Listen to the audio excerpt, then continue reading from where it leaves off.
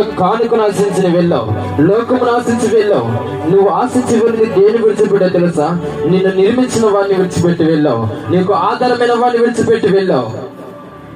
అయ్యా, ఆలోచిస్తున్నావా? గమనిస్తున్నావా? ఈరోజు ఈ మాట జాగ్రత్తగా గమనించు.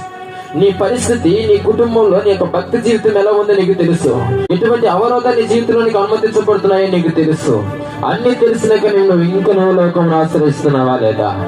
అన్ని తెలుసుకున్న నీవు దేవుని తెలుసుకోకుండా, నీ జీవితంపై ఆలోచన లేకుండా, అవగాహన లేకుండా లోకముని ఆశ్రయిస్తున్నావా లేదా?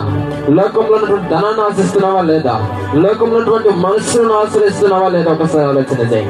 ఇదిగో నేనంటాను, నీ పరిస్థితి నీకు తెలిసినప్పుడు, నీవు ఎదుర్కొంటున్న అనుభవాలు నీకు తెలిసినప్పుడు, నీ కుటుంబంలో ఎదురవుతున్న అవరోధాలు ఏమిటో నీకు తెలిసినప్పుడు, లోకమును ఆశ్రయించడానికి ఇది సమయమా? లోకధనమును ఆశ్రయించడానికి ఇది సమయమా? నేను అడుగుతా ఉన్నాను ఈరోజు.